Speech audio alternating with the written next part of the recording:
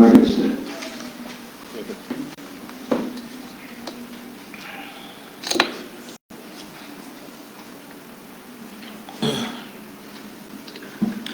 Bismillahirrahmanirrahim. Alhamdulillahirabbil alamin.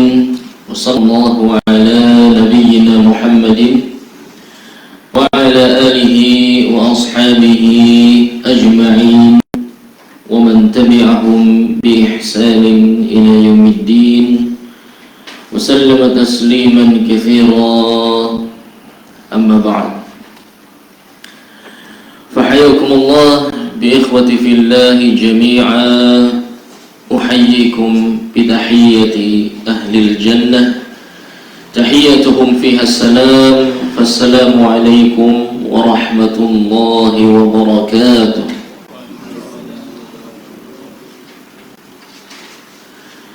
فنسأل الله عز وجل أن يفقهنا في الدين وأن يعلمنا ما ينفعنا وأن ينفعنا بما علمنا ويزيدنا علما نافعا وعملا صالحا إنه ولي ذلك والقادر عليه.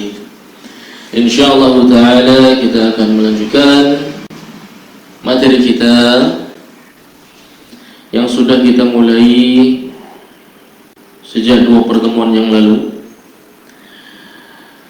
dan kita masih di dalam kitab As-Samt wa Adabil Lisan karya Al-Imam Al-Allamah Ibnu Abi Dunya rahimahullahu ta'ala. Dan kita sudah menyinggung di hadis yang pertama tentang bagaimana para sahabat, dan merupakan sebuah keyakinan yang salim, merupakan sebuah i'tiqad yang salim, keyakinan yang betul, yang selamat, adalah meyakini bahwasannya iman seseorang itu bertambah dengan ketaatan dan berkurang dengan kemaksiatan. Ini merupakan akidah Ahlus Sunnah wal Jamaah, yang mana berarti pernyataan ini, akidah ini akan berseberangan dengan akidah yang sudah kita sebutkan kemarin, yaitu akidahnya siapa? Orang-orang siapa? Murji'ah, ya. Mereka ini yang selalu mengatakan yang penting sholat, ya. Tidak apa-apa masih mabuk, tidak apa-apa, yang penting sholat, ya. Tidak apa-apa masih main alat musik misalnya, atau masih narkoba, atau masih jadi pezina, nggak apa-apa, yang penting masih mau sholat. Sedangkan para sahabat, kalau kita perhatikan di hadis tersebut, ya. Hadis yang pertama, ya, sebelum hadis yang kedua kita ulangi hadis yang pertama. Alhamdulillah antum sudah pegang semua modulnya, ya. Al-Juz'ul Awwal, ya, juz yang pertama, dan kitab ini terdiri dari 6 juz. Juz yang pertama, hadis yang pertama. Keseluruhan hadis yang beliau kumpulkan di dalam hadis ini berjumlah 700 hadis lebih yang bersanad, yang beliau kumpulkan sendiri, yang beliau riwayatkan sendiri dari para perawi hadis rahimahumullah ta'ala. Qala haddatsana Abu Bakr Abdullah ibn Muhammad ibn Ubaidillah Al-Qurashi. Siapakah dia yang dimaksud? Siapa? Al-Imam Ibn Abi Dunya, ya. Beliau menulis namanya sendiri, ya. Menandakan bahwasanya riwayat hadis ini beliau meriwayatkan langsung, bukan menukil dari buku seperti kita, tapi beliau riwayatkan langsung, nah, langsung kepada isi hadisnya dari sahabat Abdullah bin Sufyan, sahabat Sufyan ibn Abdullah Al-Thaqafi, ya, atau Al-Bajali,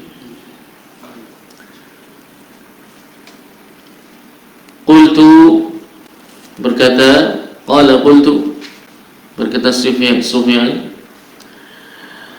ya Rasulullah, akhbirni 'anil Islam bi amrin la as'alu anhu ahadan ba'dak.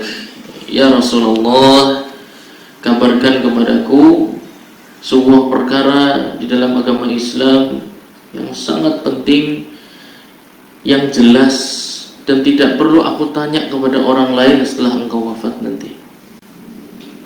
Qala qul amantu billah tsumma istaqim. Ya.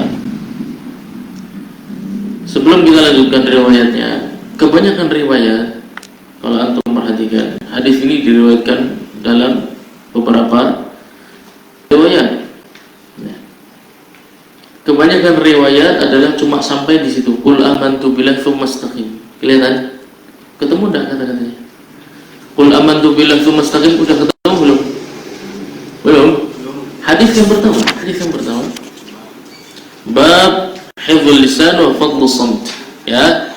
Haddatsana Abu Bakar Abdullah bin Muhammad bin Ubaidillah Al-Qurashi. Qala haddatsani abi wa Ubaidillah bin Umar Al-Jushami. Qala haddatsana Hushaim. Qala Ya'la bin Atha an Abdullah ibn Sufyan an abi. Qala, sudah ketemu? Qultu ya Rasulullah, sudah ketemu? Belum? Coba pinjam satu kopiannya sini, saya tunjukkan. Sini, pinjam satu. Jangan-jangan salah cat. Al-Juz'ul Al-Babul Awwal Hayat. Oh, ini sudah lewat nih. Hayat ini pertemuan pertama. Ini hayat pertemuan pertama. Ini sejarah beliau. Ini sudah kelewatan. Jauh sekali. Oh, berarti belum di copy hadis yang pertama. Bagaimana ini panitia? Tampaknya yang di copy belum yang diinginkan. Labas. Insyaallah bermanfaat untuk suatu hari nanti bisa baca kitabnya. Oh iya. Setelah bertanya, Nabi SAW menjawab, Qul amantu billah tsumma istaqim. Wahai Sufyan, katakan aku beriman kepada Allah, kemudian istiqomahlah dalam agama tersebut. Istiqomahlah dalam keimanan, dalam tauhid kepada Allah. Jangan meninggal kecuali dalam keadaan wa antum muslimun. Wa la tamutunna illa wa antum muslimun. Ya. Kalau cukup hadis ini yang kita pegang, potongan ini, kebanyakan cuma di situ hadisnya, tidak ada lanjutannya, kebanyakan. Tapi Al-Imam Ibn Abi Dunya hadis-hadisnya istimewa. Ya, nanti hadis kedua beliau bagusnya, lebih bagus. Ya. Hadis-hadis beliau itu riwayatnya ada tambahannya, yang beliau bukan tambahkan sendiri, bukan. Tapi memang diriwayatkan dengan lafaz yang ada tambahannya. Dan ini juga merupakan pelajaran buat kita semua. Kita tidak bisa memahami syariat Islam kemudian hanya mencukupkan dengan satu kitab hadis saja, itu tidak mungkin. Ya. Saya mencukupkan dengan Sahih Al-Bukhari saja, tidak bisa. Al-Imam Al-Bukhari itu tidak memilih lafaz yang paling komplit. Beliau memilih sanad yang paling sahih. Lafaznya bisa jadi lebih bagus di hadis yang dikumpulkan di dalam kitab-kitab yang lain. Dan keterangan itu ada di tambahan lafaz. Oleh karena tidak mungkin. Atau saya mencukupkan dengan Bukhari dan Muslim saja. Iya, bisa. Secara sanad, antum ingin belajar sanad, boleh mencukupkan dengan Bukhari dan Muslim. Bagaimana beliau menerapkan syarat-syaratnya? Ada muqaddimah yang ditulis oleh para ulama untuk mempelajari bagaimana sih Anda itu meneliti kitab yang namanya Sahih Al-Bukhari secara sanad. Bagaimana cara Anda meneliti manhajnya Imam Muslim dalam menyusun kitabnya yang berjudul Sahih Muslim.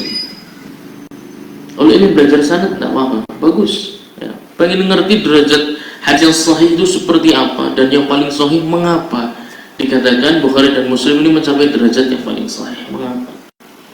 Itu bagus. Tapi kalau mencukupkan dengan Bukhari dan Muslim secara makna mustahil. Mustahil karena beliau berdua tidak memaksudkan hal tersebut.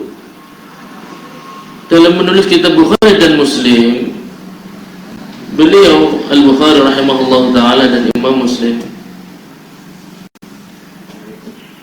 mengumpulkan hadis-hadis di dalamnya bukan tujuan supaya antum mencukupkan dengan riwayat mereka berdua saja, tidak. Karena mereka tidak memilih lafaz yang paling lengkap, mereka memilih sanad yang paling sahih. Dan ada hadis-hadis yang sahih di luar Sahih Bukhari dan Sahih Muslim. Hanya saja Sahih Bukhari dan Muslim derajat sahihnya paling tinggi. Ya. Ini pelajaran bagi kita bahwasanya harus kalau ingin mempelajari syariat Islam, ingin mempelajari melalui kitab hadis yang katanya manhajnya para ahlul hadis, antum tidak bisa meninggalkan kitab hadis yang lain, tidak bisa. Salah satu kitab hadis yang sedang kita pelajari adalah yang sedang kita pelajari kitab hadis. Ya, akan tetapi tujuannya fokus. Tujuannya hadis-hadis yang berkaitan dengan adab untuk berbicara. Kapan harus diam, kapan harus berbicara, siapa yang boleh berbicara, apa yang harus dibicarakan. Karena lisan tanggung jawabnya besar. Ya. Keistimewaan hadisnya Al-Imam Ibnu Abi Dunya dalam masalah ini tadi ya dikatakan dijawab oleh Nabi sallallahu alaihi wasallam, "Qul amantu billahi tsumma istaqim." Ya. Wahai Sufyan, perkara yang paling besar adalah engkau beriman mentauhidkan Allah Subhanahu wa taala, kemudian istiqomahlah di atas hal tersebut sampai engkau wafat. Kalau orang-orang Murji'ah ya, akan mencukupkan sampai sini saja. Ya udah, yang penting modal tauhid aja ya. Muamalah sering nipu nggak apa-apa. Ya, nah. Kemudian pinjam uang dengan niat tidak bayar juga tidak apa-apa ya. Atau memilih untuk ada juga yang bersenang-senang dengan sunnah ta'addud katanya ya, sunnah menambah istri lebih dari satu, tapi tujuan cuma buat senang-senang saja ya. Haknya tidak diberikan, bahkan menzalimi. Bukannya dia memberi nafkah, malah empat-empatnya istrinya disuruh memberi nafkah buat dia. Ini tujuannya sudah mengeksploitasi, dan itu banyak. Kalau di sini mungkin jarang, ya. Tapi saya temukan banyak di luar negeri, orang Indonesia gitu. Di sana perempuan Indonesia banyak, ya. Orang luar negeri jarang yang mau nikah dengan wanita Indonesia. Bukan apa-apa, karena proseduralnya susah. Apalagi di Arab Saudi, ya menikah dengan jinsiah selain Saudi Arabia. Orang Saudi mau nikah dengan orang non Saudi itu perizinannya sulit. Bukan apa-apa. Maka banyaknya perempuan di sana Indonesia di Saudi Arabia. Ya namanya manusia, butuh lawan jenis sama. Dan laki-lakinya tidak sebanyak wanita. Banyak yang laki-laki punya istri 4 di sana. Tapi seperti itu. Tujuannya hanya ingin bersenang-senang dan mengeksploitasi wanita-wanita tersebut. Tidak ada taklim, tidak ada tarbiyah, bahkan nafkah pun tidak diberikan. Tujuan-tujuan yang zalim. Apakah orang-orang seperti ini akan selamat? Pertanyaannya, apakah cukup beramal soleh saja kemudian tidak perlu menghindari dosa kita akan selamat? Kalau itu keyakinan kita, maka mirip dengan orang Murji'ah. Mereka pokoknya yang penting sholat, yang penting puasa, dosa jalan terus tidak apa-apa. Loh, siapa yang bilang tidak apa-apa? Ini bertentangan dengan akidahnya para sahabat. Oleh karena itu, hadis ini yang diriwayatkan oleh Imam Ibnu Abi Dunya ada tambahannya. Fama attaqi ya Rasulullah. Kalau aku sudah mentauhidkan Allah, kalau aku sudah beramal soleh, lalu apa yang harus aku hindari? Nih, itu menunjukkan akidahnya selamat. Bahwasanya para sahabat berarti meyakini imannya tidak akan menyelamatkannya sampai dia menghindari sesuatu yang haram, sampai dia menghindari dan menjauhi larangan-larangan yang Allah Subhanahu wa ta'ala. Tidak bisa cuma modal bacaan Quran bagus, cuma modal jadi imam, cuma modal jadi khatib, tapi maksiat jalan terus, tidak cukup. Dua-duanya harus jalan. imannya bagus, tauhidnya bagus, ilmunya bagus, amalan solehnya banyak, dan maksiatnya harus ditinggalkan. Ini akidahnya para sahabat. Fama attaqi. Ini sama halnya kalau kita ke dokter, ya, sakit kemudian dikasih obat. Ini obat diminum 3 kali sehari, yang ini 2 kali sehari, ini sebelum makan, ini setelah makan, sebelum tidur, bangun tidur. Biasanya pasien akan tanya, saya ada pantangannya nggak dok? Nggak boleh makan apa, nggak boleh minum apa, ya dah. Tujuannya supaya apa? Supaya obat tadi manfaatnya tidak batal, manfaatnya tidak hilang. Oh, kamu pantangannya jangan makan yang asam, jangan makan yang pedas, karena obat tadi percuma. Kalau Anda mengkonsumsi obat tersebut, kemudian pemicunya masih Anda lakukan, maka percuma saja. Ini menunjukkan selamatnya akidahnya para sahabat. Kalau kita ingin mengikuti keselamatan jalan yang sudah mereka tempuh, maka perhatikan, kita harus seperti itu. Jangan menggampangkan talabul ilmi. Yang penting wis paham akidah wis selamat. Yang halal yang haram, dalam jual beli, dalam muamalah, hubungan dengan orang tua, dengan anak, dengan istri, dengan tetangga, dengan teman yang lebih tua, yang lebih muda, yang anak-anak, yang dewasa, semua itu ada ilmunya. Maka sangat disayangkan semangatnya para thalabul ilmi sekarang cuma belajar kitab akidah saja. Dia berharap dengan akidahnya mau melawan dosa sebesar apapun akan selamat. Ada pembahasannya, insya Allah. Betul, tauhid itu memiliki keutamaan dan bisa menghapuskan dosa-dosa, betul. Tapi bagi siapa? Bagi mereka yang bermudah-mudahan, bagi mereka yang sengaja tidak mau thalabul ilmi, karena yang penting saya sudah paham akidah ahlus sunnah, saya sudah paham akidah ahlul bid'ah, saya pilih yang sunnah, saya tinggalkan, selesai. Kemudian nggak mau belajar yang lain. Ini termasuk sengaja meninggalkan ilmu, sengaja meninggalkan yang wajib. Perkara tentang salat, tentang taharah, tentang puasa, tentang zakat, tentang muamalah, kitabun nikah, dan lain sebagainya. Banyak bab-bab yang belum dipelajari, tapi merasa sudah alim karena cuma belajar satu bab saja tentang akidah dan tauhid. Tapi muamalah dia nggak peduli, dia mau makan uang haram, mau seperti apa, nggak peduli. Ya itu persis ini disampaikan Nabi SAW, akan datang suatu kaum yang sudah tidak peduli lagi dia makan dari yang halal atau yang haram. Yang penting makan aja. Selama saya bertauhid, insya Allah selamat. Kalau Anda bertauhid, Anda tidak akan melakukan itu. Kalau Anda bertauhid, Anda tidak akan berhenti dari thalabul ilmi. Karena Anda sudah menyerahkan jiwa dan raga kepada satu-satunya zat Rabbul Alamin. Kalau Anda bertauhid, Anda tidak akan malas untuk menghafal Quran. Tapi kalau Anda bertauhid tapi malas beramal, tidak peduli dengan yang haram, asal makan aja, menunjukkan tauhid Anda belum membuahkan hasil. Baru sekedar ilmu yang ada di kertas kemudian dibaca, belum bisa diamalkan. Fama attaqi, ya, sahabat Sufyan bin Abdullah, Sufyan Ats-Tsaqafi bertanya kepada Nabi Muhammad SAW, kalau saya sudah beriman, sudah bisa mentauhidkan Allah, sudah beramal saleh, banyak amalannya, apa masih ada yang harus saya hindari? Masih ada pantangan tidak?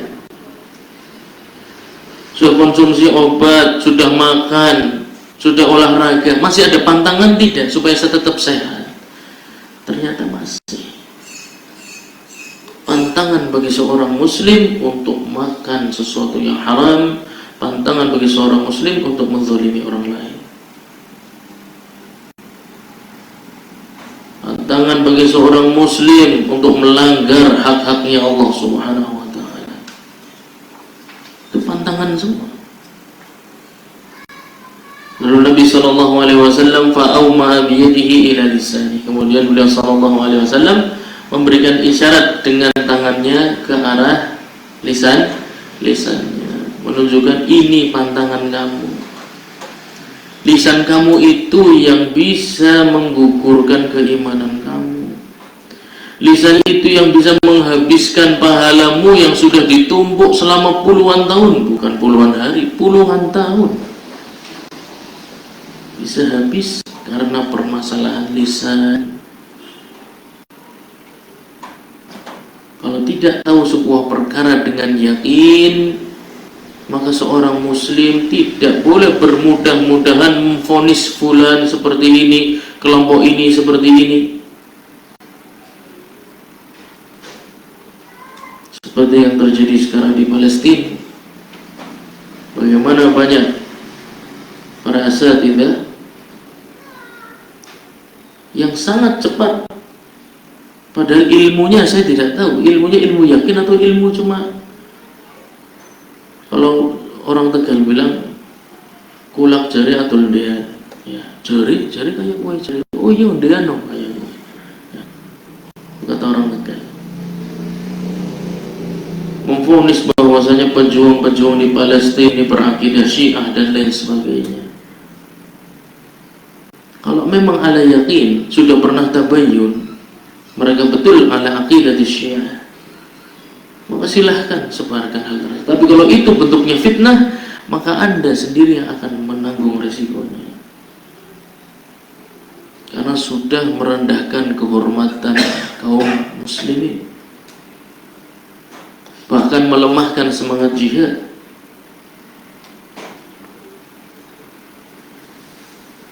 Maka ketika kita tidak mengetahui suatu perkara dengan yakin, dengan ilmu yang kuat, lebih baik tidak banyak berkomentar. Cari tahu dulu ilmunya, pahami dulu siapa sebenarnya sedang saya bicarakan dan apa yang sedang saya bicarakan. Lalu resikonya membawa manfaat atau membawa mudarat. Yaumul qiyamah, kira-kira perkataan saya ini sanggup tidak saya pertanggungjawabkan? Apakah pasti yang saya tuduhkan benar atau salah?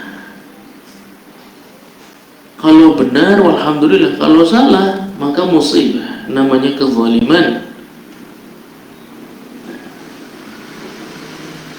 Maka hati-hati dengan permasalahan lisan. Jangan terlalu cepat menuduh suatu kaum. Jangan terlalu cepat menuduh seseorang sampai Anda memiliki bukti. Baik, itu hadis yang pertama, ya. Hadis yang kedua,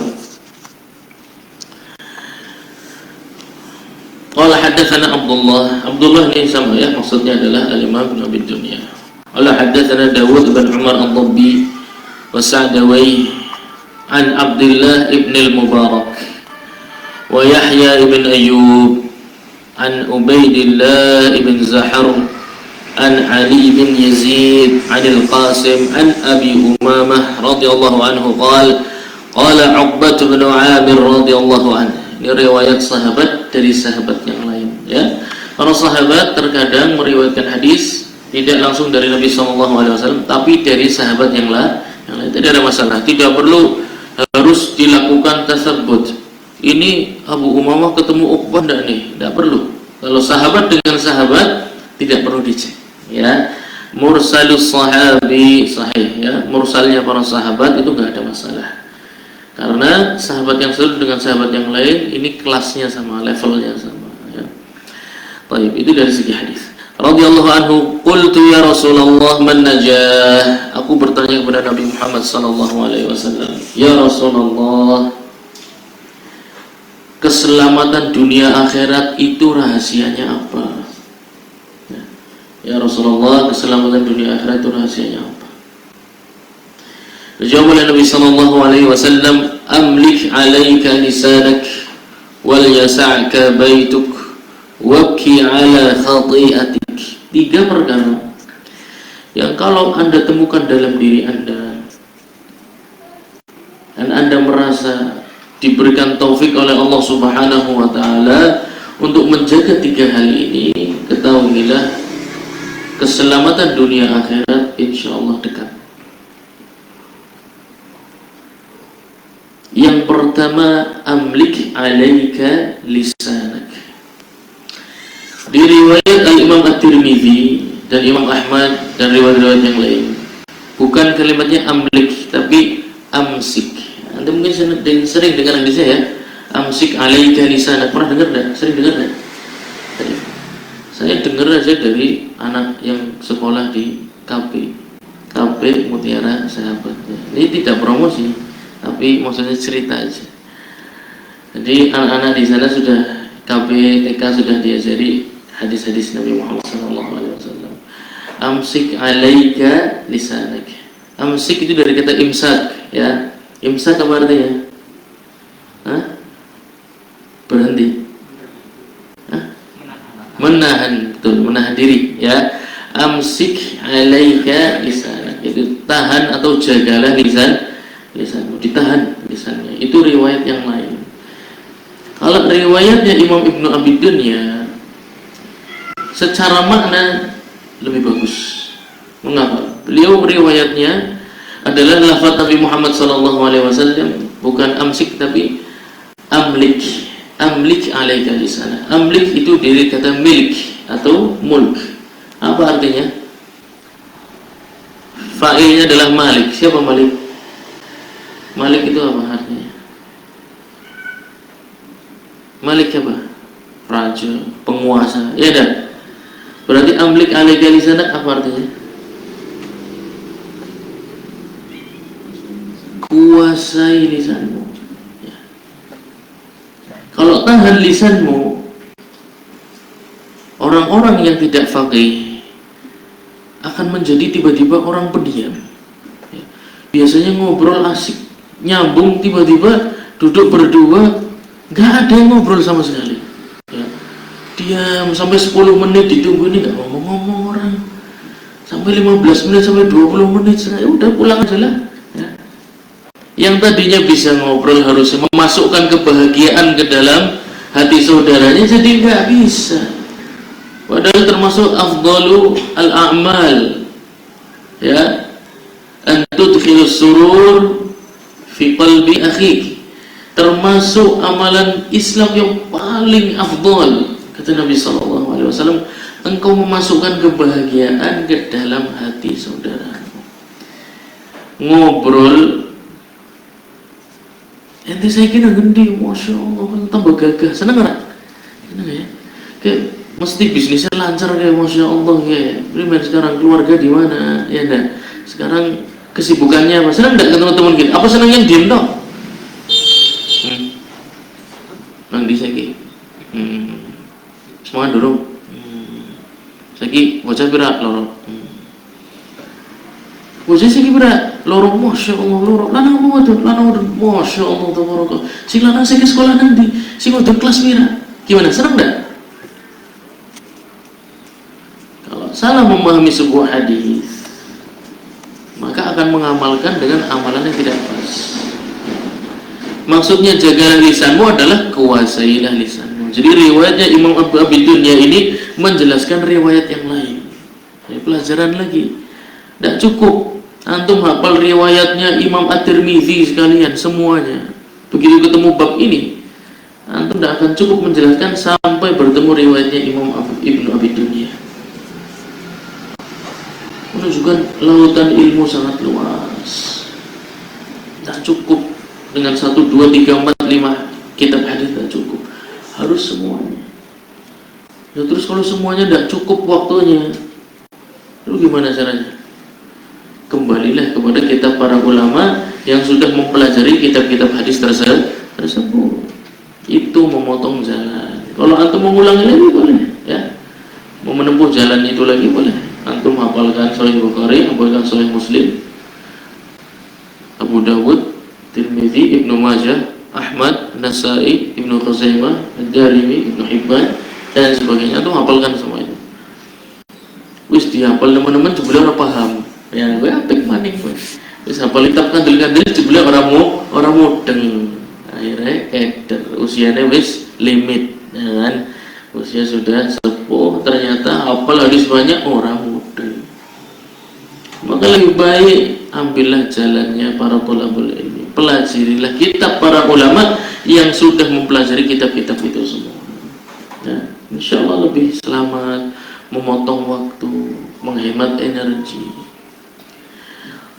Maka riwayat Imam Ibnu Abi Dunya sangat bagus menggunakan kata amlik dari kata milik atau mulk. Fa'ilnya adalah malik atau malik, raja atau yang menguasai. Kuasailah lisanmu. Antum harus tahu kapan harus ngomongnya banyak. Sekarang kalau saya jaga lisan saya, kira-kira ini ada yang datang nggak? Saya tidak ngomong, diam aja. Saatnya sekarang banyak ngomong, ya dah. Antum juga ada saatnya antum harus banyak ngomong. Antum berdakwah di rumah, ngobrol dengan istri, ya dah, untuk menghabiskan waktu, sisa-sisa energi untuk supaya keakraban dan kehangatan rumah tangga tetap terjaga. Ngobrol yang banyak, jadi yang aktif, jadi suami yang proaktif. Ngobrol dengan istri, apa aja, pura-pura mudeng bisa kamu, walaupun ente orang mudeng, pura-pura mudeng.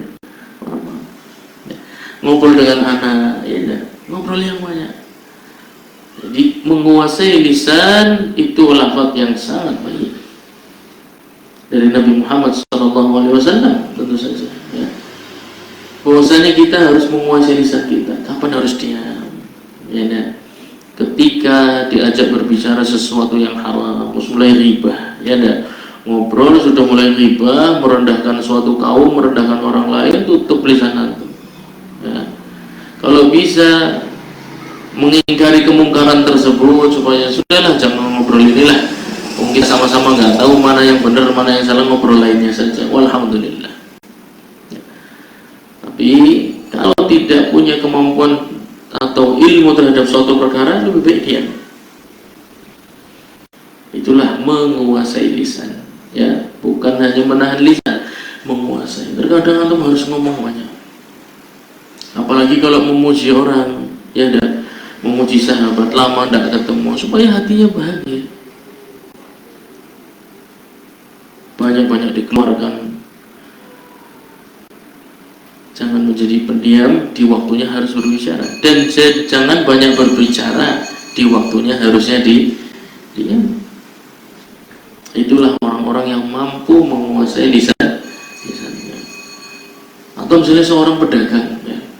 Seorang pedagang harusnya nawarkan barang dagangan. Terus dia teringat, saya nggak boleh ngomong hal-hal yang tidak bermanfaat. Saya mau jadi orang pendiam aja.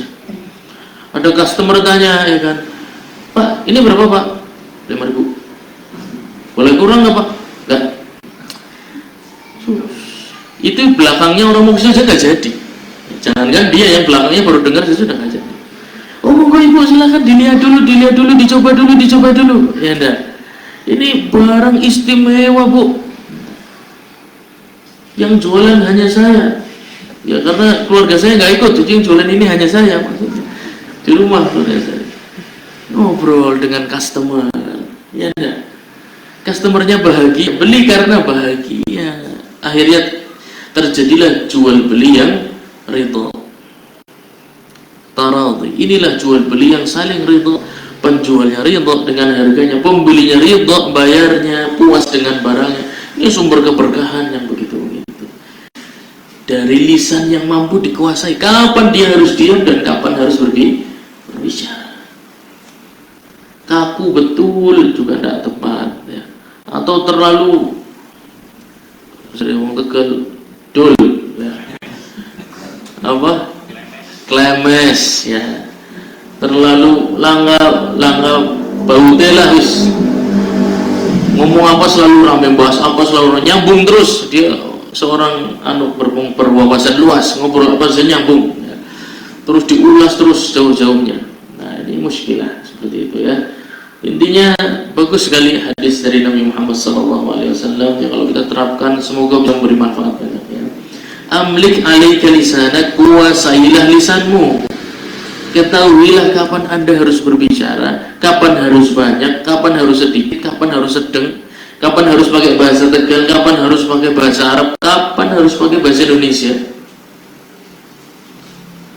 atau pakai istilah-istilah yang hanya diketahui oleh antum dan lawan bicara. Orang-orang yang cerdas, ya. Orang-orang yang menguasai lisannya betul. Yang kedua, sebelum yang kedua, di dalam hadis ini kita perhatikan tadi sahabat Uqbah bin Amir radhiyallahu anhu bertanya kepada Nabi sallallahu alaihi wasallam, "Ya Rasulullah, man najah?" Wahai Rasulullah, apa itu keselamatan dunia akhirat itu, strateginya apa saja? Menunjukkan bahwasannya orang-orang yang terbaik imannya itu selalu peduli dengan keselamatan dunia dan akhirat.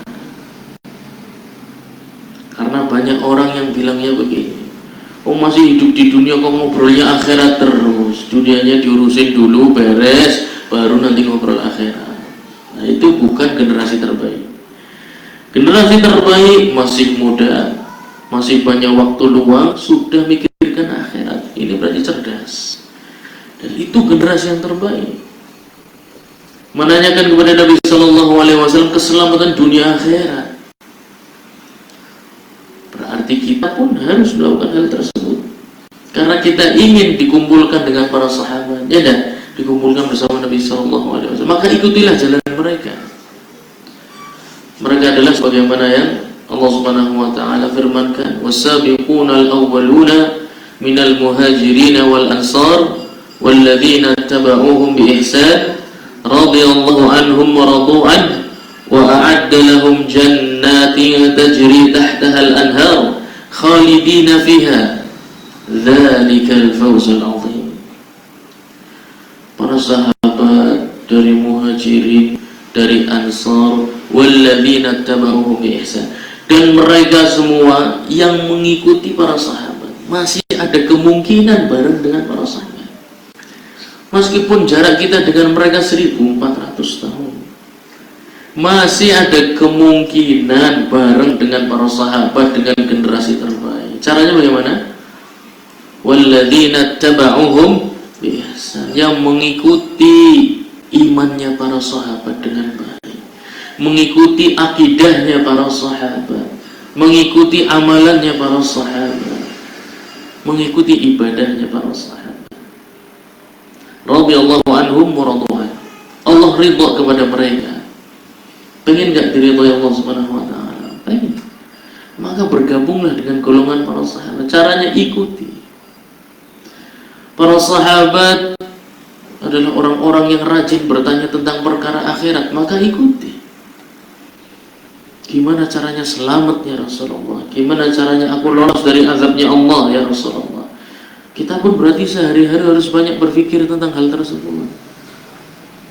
Muhasabah dari pagi sampai malam. Sudah ngomong apa aja? Mata ini sudah berzina berapa kali? Kaki ini sudah melangkah ke tempat-tempat yang haram berapa kali? Atau tangan ini sudah menyakiti orang berapa banyak? Atau mulut ini sudah berapa banyak makan uang yang haram? Cari tahu. Atau berapa banyak orang yang sudah kita hina dan kita rendahkan dengan lisan kita. Jangan sampai tertidur dalam keadaan kita berdosa kepada Allah Subhanahu wa taala, kepada saudara kita. Sebelum tidur, usahakan semua dosa sudah kita minta ampunkan kepada Allah Tabaraka wa ta'ala. Amlik alaika lisanak, ya, kuasailah lisan kalian. Lisan adalah rezeki yang mana Allah Subhanahu wa ta'ala berikan kepada hambanya. Nikmat, ya. Punya lisan itu nikmat, ya. Antum bisa minta tolong, antum bisa baca Quran, antum bisa menolong orang lain dengan lisan antum. Maka manusia dalam kehidupannya sangat membutuhkan lisan. Yang dengan lisan itu dia bisa dapat keuntungan atau kerugian. Lisan interview pekerjaan, orang yang lisannya, ya, orang Tegal apa? Lanyah, ya enggak. Interview ngobrolnya enak dengan interviewernya, ya, dengan petugasnya. Wah ini bagus, ini cocok, dapatlah jadi pekerjaan, ya enggak.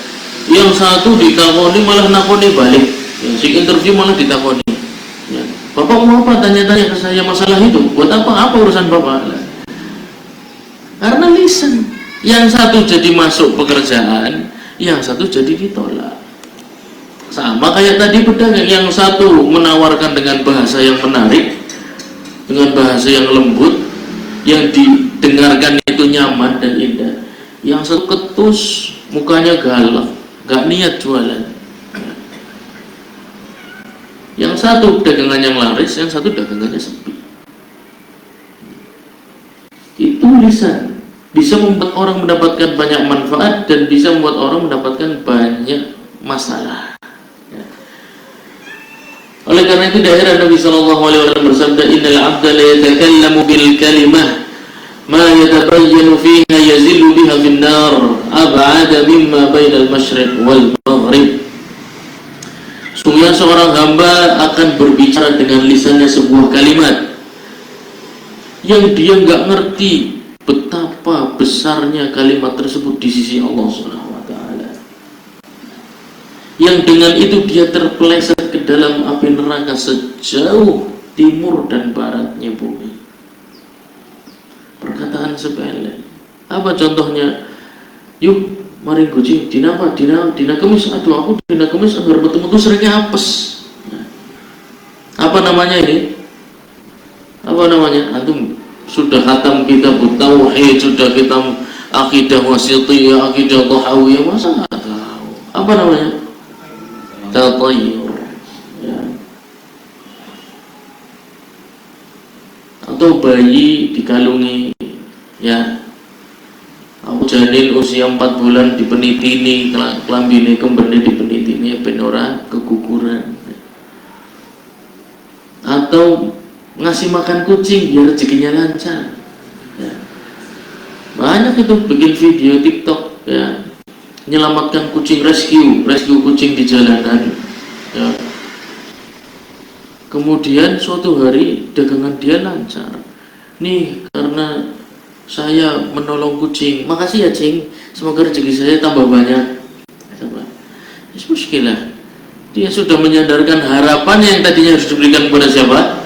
Kepada Allah. Terima kasihnya, syukurnya diberikan malah dikasihkan kepada kucing. Perkara sepele, di lisan ringan sambil guyonan, ya dah. Tapi berat di hadapan Allah Subhanahu wa taala. Itu posisi lisan, ya. Dan Nabi sallallahu alaihi wasallam bersabda, min husni islamil mar'i tarkuhu ma la ya'ni. Ciri orang yang Islamnya bagus, ya, adalah meninggalkan kata-kata yang sedikit manfaatnya. Tapi kalau banyak manfaatnya, maka nggak ada masalah dia banyak berbicara. Tuh kucingnya datang.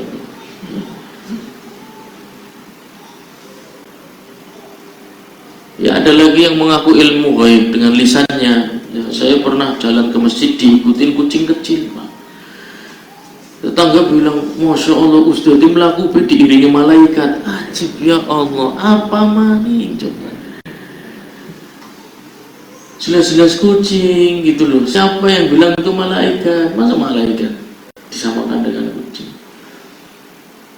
Ini termasuk mengaku-ngaku ilmu gaib. Berarti dia sudah melampaui haknya Allah Subhanahu wa ta'ala. Tidak ada yang tahu ilmu ghaib. Wa indahu mafatihul ghaibi la ya'lamuha illahu. Allah Subhanahu wa ta'ala berfirman, kunci ghaib yang punya itu hanya Allah Subhanahu wa ta'ala. Tidak ada yang tahu kecuali seizin Allah dia diberitahu. Adapun ngarang-ngarang dalam agama Islam, ya, berdusta atas nama agama Islam, ini perkara kelihatannya kecil, ya, akan tapi berat di sisi Allah Subhanahu wa ta'ala. Baik, yang kedua adalah keselamatan yang kedua adalah dengan qanaah, ya. Qanaah yaitu lafaz Nabi sallallahu alaihi wasallam, wal yasa'ka baituk, dan jadikan rumahmu itu luas dan cukup untukmu. Apa maksudnya? Berarti rumahnya suruh dibangun yang gede. Iya, benar. Apa itu? Kalau beli rumah tanahnya yang luas, maksudnya itu ya? Maksudnya gimana kira-kira? Maksud dari hadis ini adalah luas sempitnya rumah itu tidak ditentukan dari ukurannya atau tingginya atau luasnya, bukan. Akan tetapi dari penghuninya. Rumah yang kelihatannya rumah tua, ya, kemudian tidak luas amat, tapi di dalamnya orang-orang yang menjaga sesama anggota keluarga. Bapaknya pulang disambut sama istri anak-anaknya, serumah nyambut semua.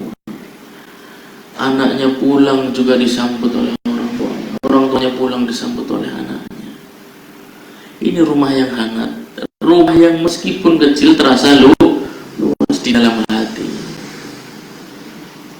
Menunjukkan luas sempitnya rumah itu tergantung kondisi hati pemilik rumah tersebut. Buktinya rumah yang besar banyak yang tidak betah. Pengen nongkrong di warung di luar rumahnya, padahal warungnya kecil apa luas? Kecil. Tapi kenapa dia betah? Karena terasa luas. Padahal warungnya kecil tapi terasa luas. Ya enggak? Kenapa terasa luas? Karena teman ngobrolnya enak. Ya enggak? Pesen kopi, Pak, biasa kopi nih Pak, manis dan punya mau yang apa? Lah di rumah dia gitu kan kira-kira enggak? Pan gawe kopi bae. Tua, ngopi apa? Ya. Nung banyak kopi bae mana jahat. Ya. Galak. Orang sambutannya tidak hangat. Rumah yang luas kalah gara warung kopi yang kecil. Kan pemilik warung kopinya nggak tidur di situ, tapi dia betah malah nungguin warung kopinya. Karena senang ngopi dalamnya, ada kehangatan. Bahkan merasa mendapatkan kekeluargaan di luar keluarganya sendiri. Menunjuk luas sempitnya harta kita miliki itu bukan dari fisik, tapi dari kondisi hati. Ini sesuai dengan sabda Nabi Muhammad SAW, innamal ghina ghina nafs. Kekayaan yang sebenarnya ada di hati kalian. Kalian merasa kalian orang kaya, kalian orang kaya. Kalau kalian merasa kalian serba kekurangan, mau punya uang sebanyak apapun, kalian itu orang fakir. Kaya dan miskin itu ada di hati kalian. Kalau mau bersyukur dan merasa cukup, maka kalian orang kaya, meskipun hartanya kalah banyak.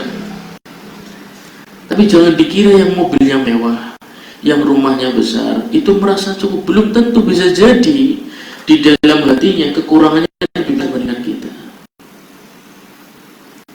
Selalu ingin beli ini, padahal mobilnya sudah mewah, masih kurang. Cita-cita saya tahun depan pengen beli mobil itu, sudah punya dan mewah. Cita-cita saya tahun depan rumah saya tingkat, sudah punya dan sudah cukup luas, masih kurang. Kalau sebuah kekurangan itu namanya orang miskin apa ya? Miskin berarti fakir ya. Punya banyak tapi tidak pernah cukup. Sudah tingkat 2 pengen tingkat 3, sudah tingkat 3 pengen pindah kota. Katanya di dekat kampung, saya pengen tinggal di kota besar Jakarta. Nah, sudah di Jakarta pengen ke Eropa. Tidak ada habisnya. Sempit semuanya dunia. Mau punya uang miliaran triliunan nggak ada cukupnya. Karena kaya dan miskin ada di dalam. Pengen jadi orang kaya bukan dengan bisnis yang besar-besaran, bukan.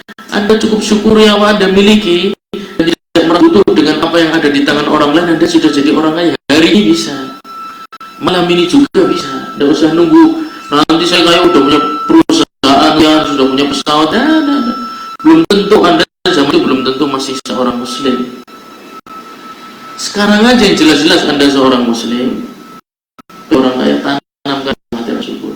Tahu tempe, kecap, kerupuk, banyak itu hangat, alhamdulillah. Makan malam yang orang kaya, orang butuh uang lihat. Ini makanan yang saya cari sendiri, Dan alhamdulillah ini rezeki saya malam hari ini dari Allah Subhanahu wa taala, zat yang maha mulia, maha adil dalam rezekinya. Saya orang kaya, tidak butuh makanan dari orang lain. Orang kaya tidak butuh dari orang lain. Mau jadi orang kaya boleh, siapa yang melarang? Nggak ada.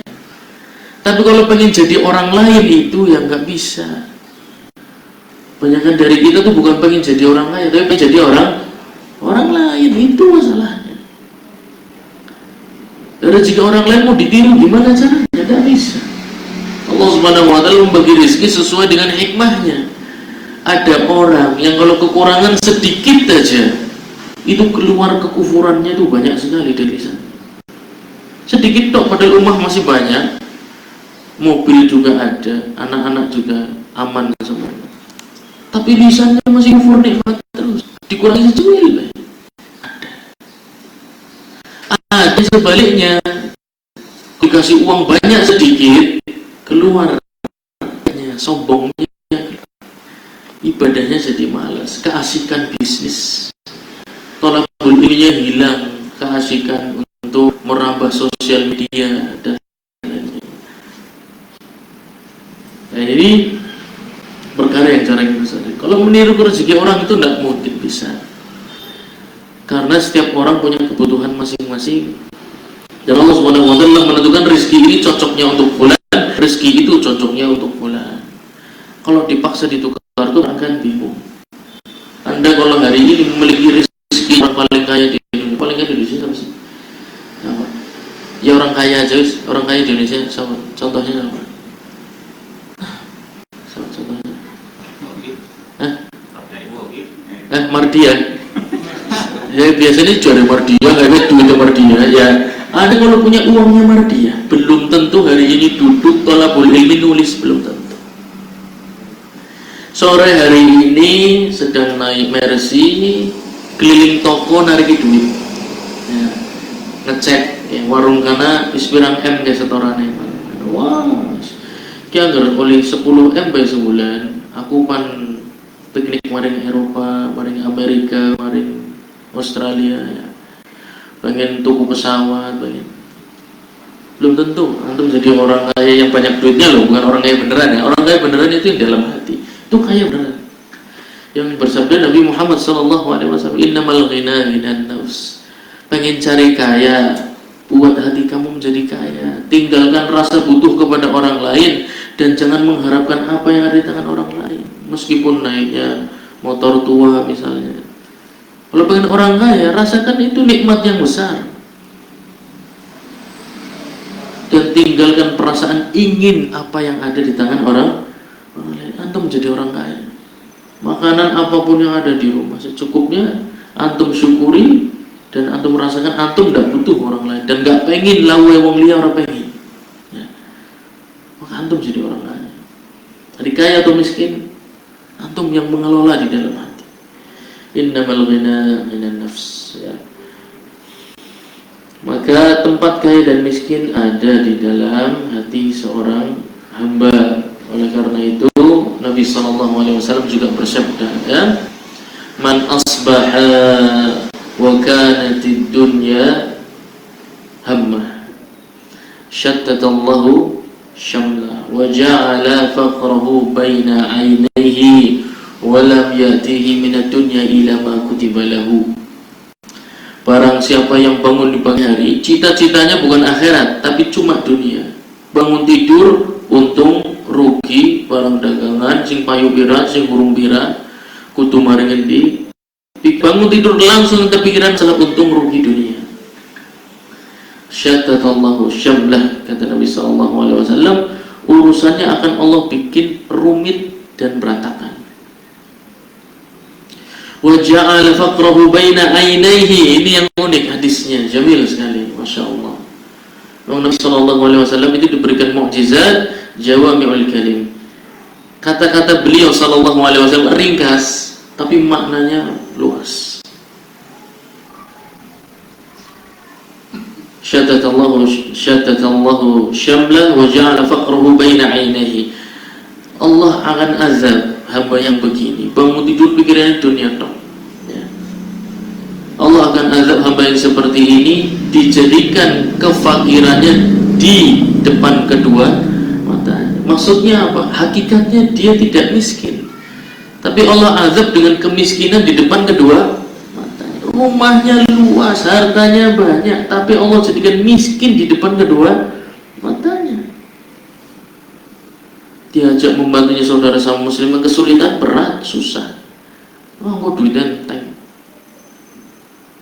Diajak mungkin membantu anak-anak yatim sekolah, susah, takut uangnya habis. Fakir, kemiskinan Allah letakkan di depan kedua mata, padahal hartanya banyak.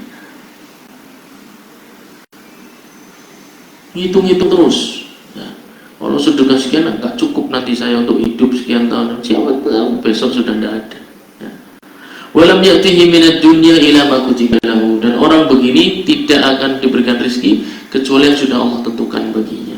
Memang rezekinya jadi kaya-kaya. Wa man asbaha wa kanatil akhiratu hammah, barang siapa yang bangun di pagi hari kemudian cita-cita yang paling tinggi pikiran pertamanya adalah akhirat, kehidupan akhirat langsung. Bangun tidur pikirannya adalah bangun dari kubur. Ketika bangun tidur bangun dari kubur, saya mau apain? Apa yang akan saya temui? Kehidupan akhirat yang jadi cita-citanya. Jama'allahu lahu syamlah, Allah kumpulkan perkaranya yang tadinya rumit, bercerai-berai, Allah susun satu persatu jadi rapi. Jadi punya keluarga yang harmonis, jadi punya rumah yang hangat meskipun ukurannya mungkin tidak terlalu luas. Jadi punya kendaraan yang serbaguna, nggak pernah rewel, nggak pernah masalah. Jadi punya tetangga yang baik, punya lingkungan sekolah tuh anak-anak baik, komunitas pergaulan istri teman-temannya juga baik-baik. Allah kumpulkan perkara yang baik dalam kehidupannya. Wa ja'ala ghinahu baina ainihi, dan Allah letakkan kekayaan di depan kedua matanya. Meskipun hartanya tidak banyak, tapi terasa kaya. Di depan kedua matanya kayaknya sugih, tidak ada masalah. Tidak makan seperti makanan orang, tidak ada masalah. Tidak naik kendaraan seperti kendaraannya orang juga, tidak ada masalah. Aku orang kaya, saya tidak butuh orang lain, tidak butuh hartanya orang juga. Wa ta'tihi dunya wa hiya raghimah, dan Allah akan bikin dunia hina dia mendatangi orang ini. Karena orang ini butuh apa tidak tadi? Tidak butuh. Harta sing hina, marani goleti wong ini. Rezeki mencari orang yang tidak butuh tentang dunia. Nyari sendiri dunia itu kepada orang itu. Orang-orang yang gak butuh terhadap dunia, justru Allah bikin dunia itu mencari orang seperti ini ya. Kunci keselamatan. Orang-orang seperti ini insya Allah akan terhindar dari perkara-perkara yang haram. Bangun tidur aja pikirannya sudah akhirat. Takut ngomong yang haram, takut melihat yang haram, takut melakukan yang haram, takut meninggalkan yang sunnah, takut yang wajib bagaikan hidup dan mati dia perjuangkan, karena persiapannya untuk kehidupan bangkit dari kubur. Yang ketiga, waqi ala khati'atik ya, yang kunci keselamatan yang ketiga adalah menangislah, tangisilah dosa-dosamu yang telah berlalu.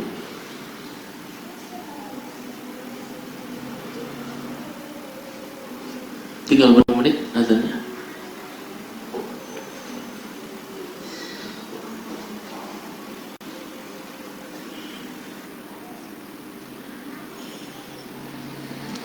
Orang-orang yang selamat dunia akhirat itu cirinya adalah selalu bertobat kepada Allah Subhanahu wa ta'ala.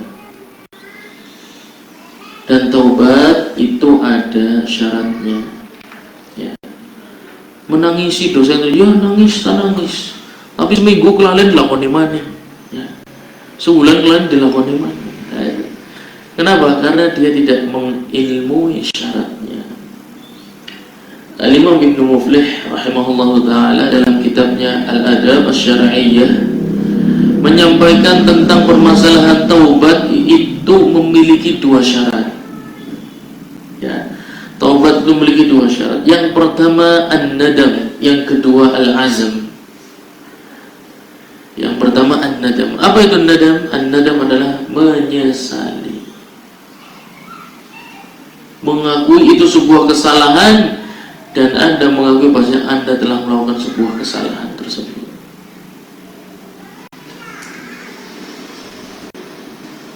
Yang kedua syaratnya adalah al-azm. Apa itu azm? Yaitu berazam, berkeinginan kuat, bertekad kuat untuk meninggalkannya selama-lamanya lillahi ta'ala. Bukan meninggalkannya sebulan 2 bulan, selama-lamanya lillahi ta'ala.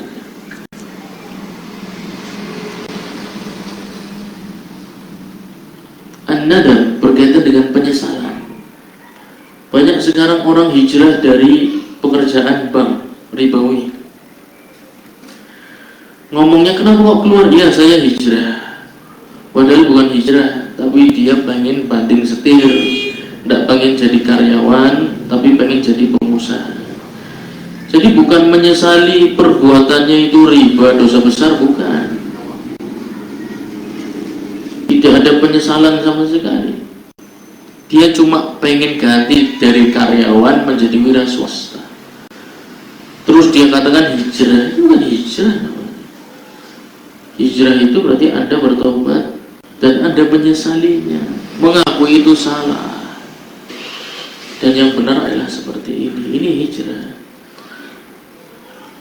Atau seorang wanita meninggalkan dunia pelacuran, dunia perzinahan, bukan karena tahu itu dosa besar dan tahu itu kesalahan dan membuat Allah murka, bukan. Tapi karena seorang payu, setua, tidak ada yang akhirnya berhenti jadi pelacur. Ini namanya belum hijrah, meskipun dia sudah berhenti dari perbuatan dosa tersebut.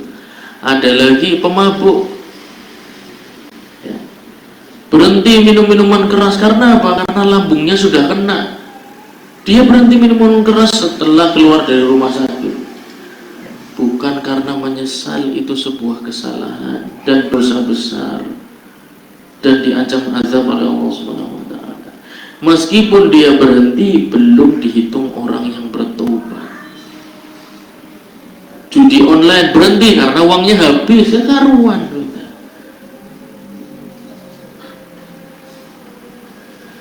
Judi online dia berhenti karena takut diancam mau dibunuh, jadinya berhenti.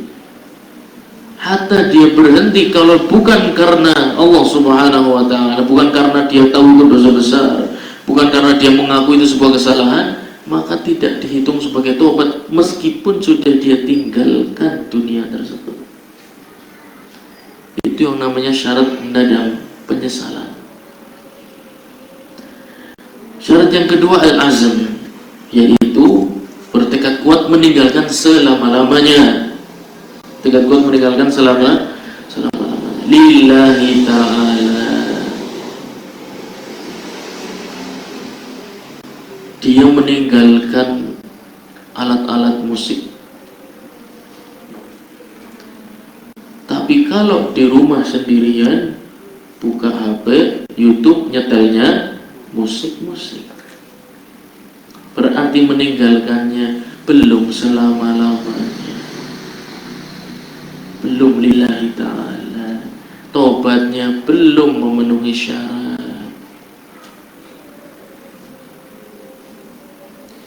Atau menjaga pandangan, dia sudah meninggalkan yang namanya perzinahan, dia nggak mau melihat yang haram kalau di luar. Begitu sendirian di kamar buka HP, yang dilihat yang haram-haram. Tobatnya sekian puluh tahun yang dia katakan tobat tadi tidak ada artinya. Sampai dia punya dua syarat tadi, an-nadam wal azam. Tekad kuat meninggalkan selama-lamanya, harus selama-lamanya lillahi ta'ala. Tidak ada pengecualian kondisi, tidak ada pengecualian waktu. Di depan umum, di dalam rumah sama. Karena Allah Subhanahu wa ta'ala melihat kita dimanapun kita berada. Maka jemaah sekalian, rahmati Allah Subhanahu wa ta'ala, Nabi SAW melalui hadis ini ingin menyampaikan kepada kita bahwasannya sebanyak apapun sebaik apapun hijrah kita, taubat kita, amalan kita, jadi dari orang begitu menjadi orang begini, kalau masih belum meninggalkan dosa, kalau masih belum sungguh-sungguh meninggalkan seluruh dosa semampunya, maka jalan keselamatan masih jauh. Tapi jalan keselamatan itu dekat bagi siapa? Yang mau merubah dirinya, meningkatkan imannya, meningkatkan tauhidnya, meningkatkan amalan salehnya, dan meninggalkan perbuatan maksiatnya semuanya, dari lisannya, dari tangannya, dari kakinya, dari manapun, hartanya, semua keharuman dia tinggalkan seluruhnya lillahi ta'ala, dan berazam tidak ingin kembali ke situ selama-lamanya. Kalau tobatnya sudah seperti ini, insya Allah jalan keselamatan sudah dekat. Baik, insya Allah kita sambung di pertemuan yang akan datang. Yang sedikit ini semoga bermanfaat untuk kita semua. Subhanakallahumma wa bihamdika, asyhadu an la ilaha illa anta, astaghfiruka wa atubu ilaik. Wassalamualaikum warahmatullahi wabarakatuh.